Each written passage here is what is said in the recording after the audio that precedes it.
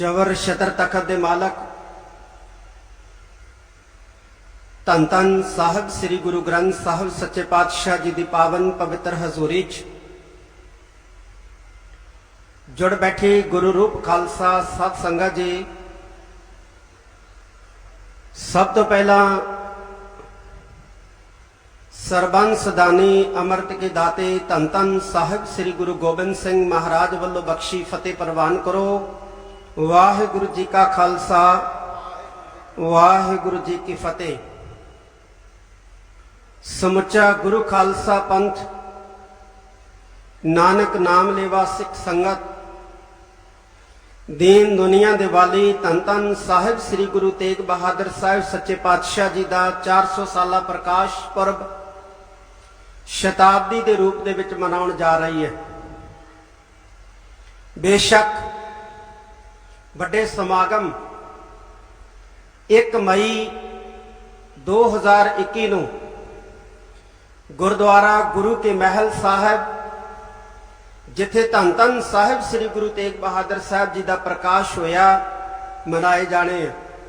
श्रोमणी गुरुद्वारा प्रबंधक कमेटी वालों आप सारिया संगतां दे सहयोग नाल उथे अज बाबा बकाला साहब की पावन धरती के उत्ते श्रोमणी गुरुद्वारा प्रबंधक कमेटी वालों ये महान समागम प्रकाश पुरब नूं समर्पित किए जा रहे हैं।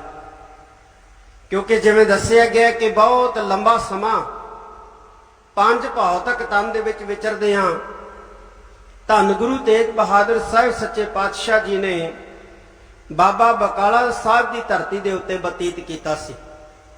इस करके जरूरी सी कि बाबा बकाला साहब की धरती के उत्ते भी ये पावन 400 साला प्रकाश पुरब बड़े पद्धर के उत्ते मनाया जाए।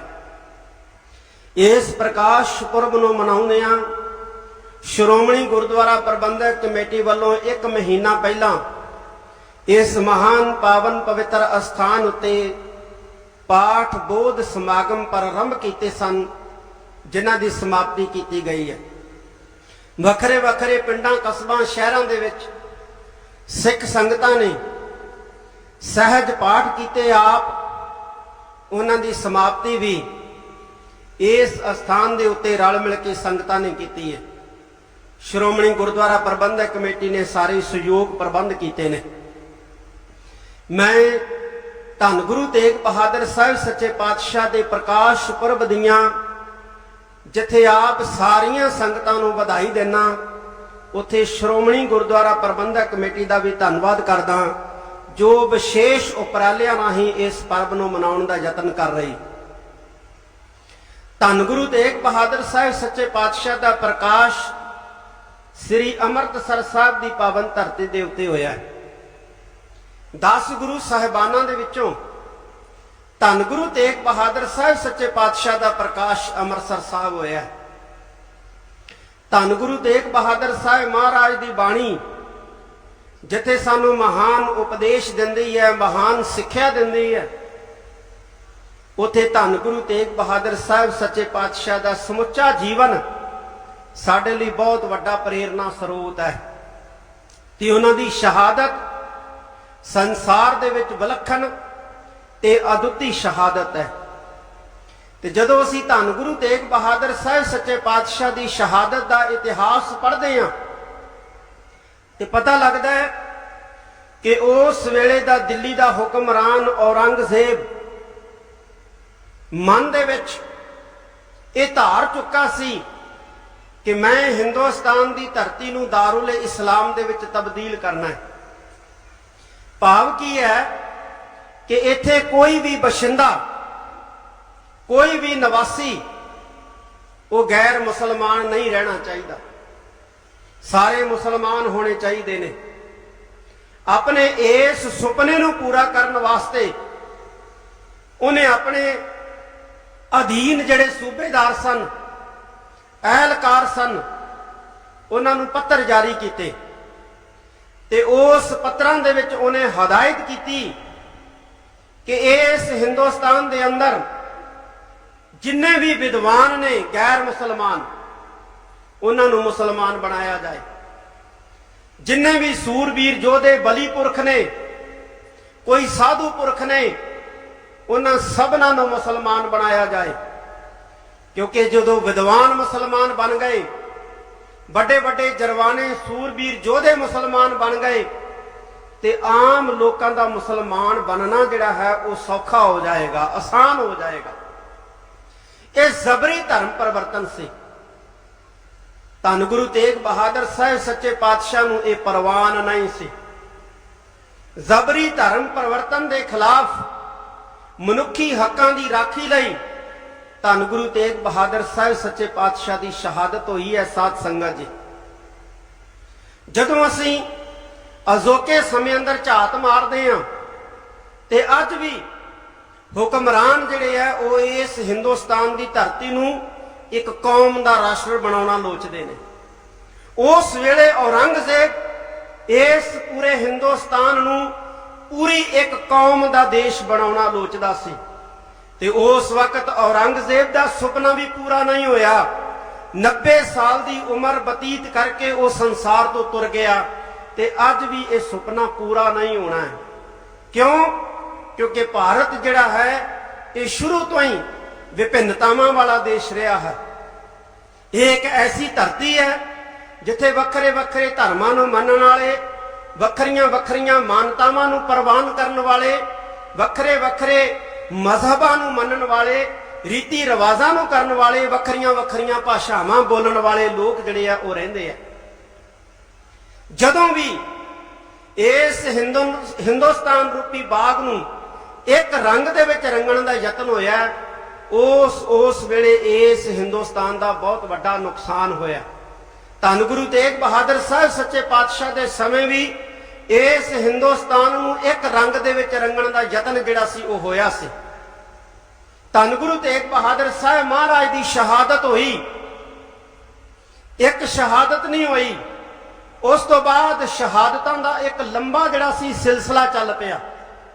वड्डे साहबजादियां दी शहादत, छोटे साहबजादियां दी शहादत, माता गुजरी जी की शहादत, पता नहीं किन्नियां को शहादतां हुईयां धन गुरु गोबिंद सिंह महाराज के लाडले दुलारे प्यारे सिखां दियां।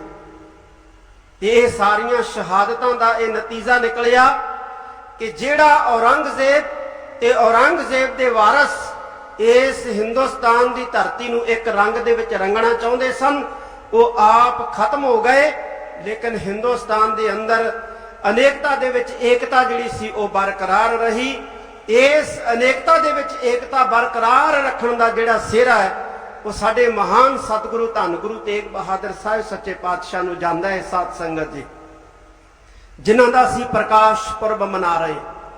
जे धन गुरु तेग बहादुर साहब जी के फलसफे की गल करिए, उन्हां दी विचारधारा की गल करिए, उन्होंने अपनी बाणी दे विच त्याग की गल की है, बैराग की गल की है। जदों असीं भारतीय संस्कृति दे विच त्याग की परिभाषा पढ़ते हैं, बैराग की परिभाषा पढ़ते हैं, तो उत्थे त्यागी बैरागी उन्होंने कहा जाता है जिहड़ा अपना घर परिवार छड्ड दिंदा है, जिहड़ा अपना कारोबार छड्ड दिंदा है, जिहड़ा अपना परिवार छड्ड दिंदा है। पर धन गुरु तेग बहादुर साहब जी ने त्याग ते बैराग की नवी परिभाषा जिहड़ी है वो स्थापित की। धन गुरु तेग बहादुर साहब सच्चे पातशाह ने जिहड़ी परिभाषा जिहड़ी है संसार के लोगों को त्याग ते बैराग की दसी, उस परिभाषा के बीज धन गुरु नानक साहब सच्चे पातशाह ने बीज दिते सन। पहलों जदों धन गुरु नानक साहब सच्चे पातशाह सुमेर ते गए हैं, सिद्धा ने कहा महाराज संसार तो आए हो, संसार के लोगों का की हाल है? तो धन गुरु नानक साहब सच्चे पातशाह ने कहा ऐ सिद्धो ऐ जोगियो, तुहानू संसार के लोगों ना की वाह वास्ता, तुसी संसार के लोगों के नालों अपना नाता तोड़ लिया, तुहानू संसार के लोगों दीयां मुश्किलों का कोई पता नहीं है। जे संसार के लोगों दीयां मुश्किलां जाननियां ते संसार के लोगों दे विच विचरना पैंदा है। तुसी संसार के लोगों दे विच विचरण तो आकी हो गए हो, बागी हो गए हो। जे परिवार दीयां मुश्किलां जाननियां ते परिवार वाले होना पैंदा है, जे समाज दीयां मुश्किलां जाननियां ते समाज दे विच रहना पैंदा है।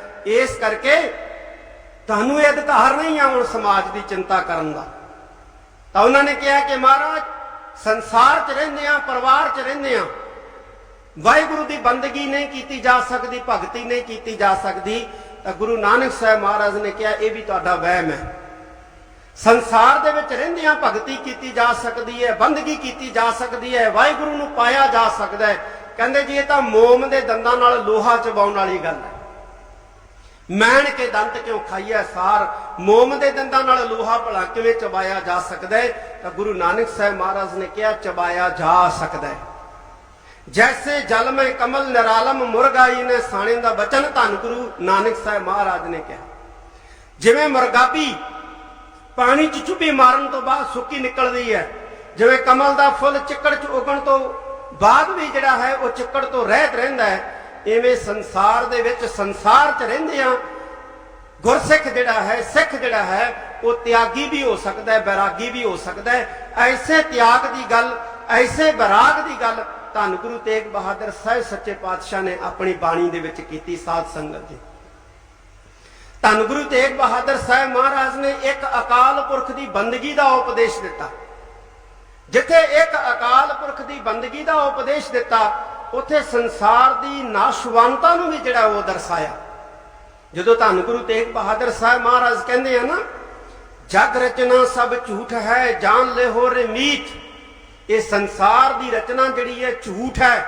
ऐ मित्र जनों समझ लो तुसीं इस गल नूं, इन्हें स्थिर नहीं रहना। जिवें बालू की भीत कंध दी, रेते की कंध जिवें हमेशा नहीं रहिंदी। गुरबाणी दे विच जिथे संसार नूं झूठ आखिया, उथे संसार नूं सत भी कहा। गुरु प्यारिओ, धन गुरु नानक देव जी महाराज आसा दी वार दे एक श्लोक दे विच जिथे ये कहंदे ने कूड़ राजा कूड़ प्रजा कूड़ सब संसार, उथे भी कहंदे ने सच्चे तेरे खंड सच्चे ब्रह्मंड सच्चे तेरे लोह सच्चे आकार। धन गुरु नानक साहब सच्चे पातशाह का यह विलखण फलसफा है। आप सत किया सब सत, वाहिगुरु आप सच है और उन्हें जो कुछ पैदा किया सच पैदा किया। एहो जग सच्चे की है कोठड़ी सच्चे का विच वास, ये संसार सच्चे वाहिगुरु की कोठड़ी है। इस सच्चे वाहिगुरु का वास सच्ची कोठड़ी दे विच है।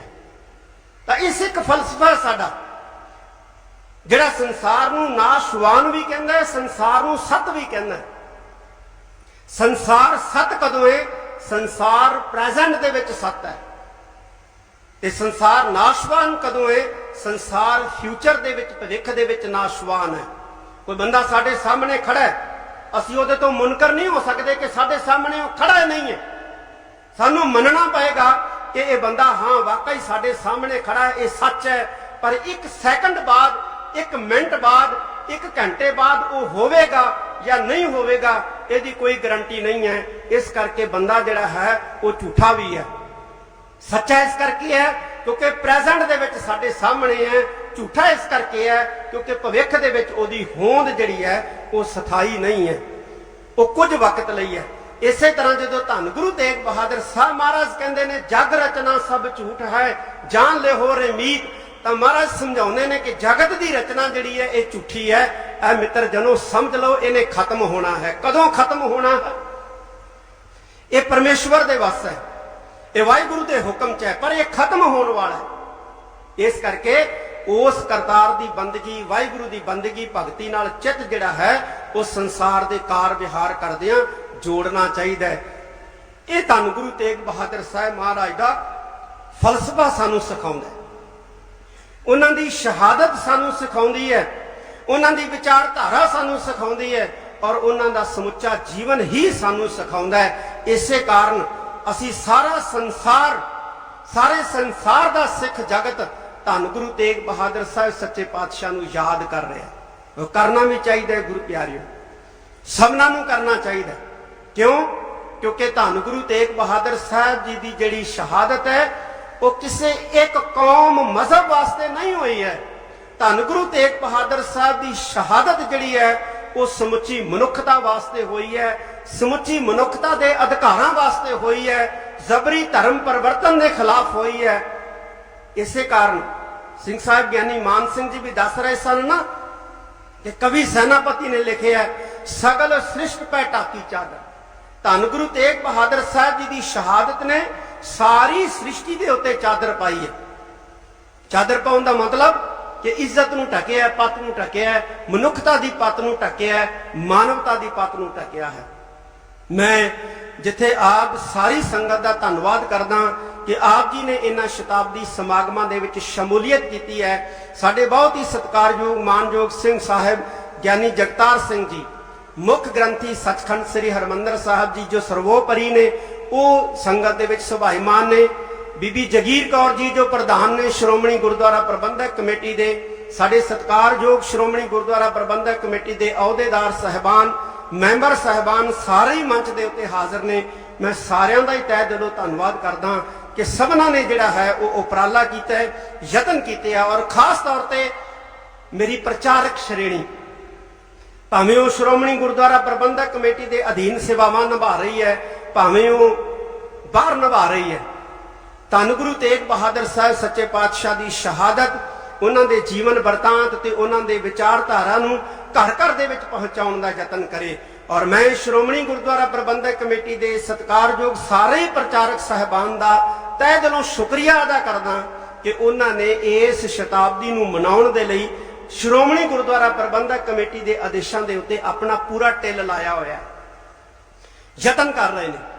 20 ਤਰੀਕ ਨੂੰ ਨਗਰ ਕੀਰਤਨ ਜੋ ਆਰੰਭ ਹੋ ਰਿਹਾ ਸ੍ਰੀ ਅੰਮ੍ਰਿਤਸਰ ਸਾਹਿਬ ਦੀ ਪਾਵਨ ਧਰਤੀ ਤੋਂ, ਜਿਸ ਨੇ ਦਿੱਲੀ ਜਾਣਾ ਹੈ, ਉਹਦੇ ਲਈ ਵੀ ਮੈਂ ਸਾਰੀਆਂ ਸੰਗਤਾਂ ਨੂੰ ਅਪੀਲ ਕਰਦਾ ਕਿ ਵੱਧ ਤੋਂ ਵੱਧ ਗਿਣਤੀ ਦੇ ਵਿੱਚ ਆਪਾਂ ਨਗਰ ਕੀਰਤਨ ਦੇ ਵਿੱਚ ਜਿੱਥੇ ਸ਼ਮੂਲੀਅਤ ਕਰਨੀ ਹੈ, ਉੱਥੇ ਜਿਹੜੇ ਜਿਹੜੇ ਇਲਾਕੇ ਦੇ ਵਿੱਚੋਂ ਇਹ ਨਗਰ ਕੀਰਤਨ ਗੁਜ਼ਰਨਾ ਹੈ, ਲੰਘਣਾ ਹੈ, ਸਾਰੇ ਜਿਹੜੇ ਨੇ ਪੰਜ ਪਿਆਰੇ ਸਾਹਿਬਾਨ ਦਾ, ਨਿਸ਼ਾਨਚੀ ਸਾਹਿਬਾਨ ਦਾ, ਔਰ ਜਿਨ੍ਹਾਂ ਦੀ ਅਗਵਾਈ ਦੇ ਵਿੱਚ ਇਹ ਨਗਰ ਕੀਰਤਨ ਹੋ ਰਿਹਾ, ਧੰਨ ਧੰਨ ਸਾਹਿਬ ਸ੍ਰੀ ਗੁਰੂ ਗ੍ਰੰਥ ਸਾਹਿਬ ਮਹਾਰਾਜ ਜੀ, ਉਹਨਾਂ ਦਾ ਅਸੀਂ ਵੱਧ ਤੋਂ ਵੱਧ ਅਦਬ ਸਤਿਕਾਰ ਕਰਨ ਦਾ ਯਤਨ ਕਰੀਏ।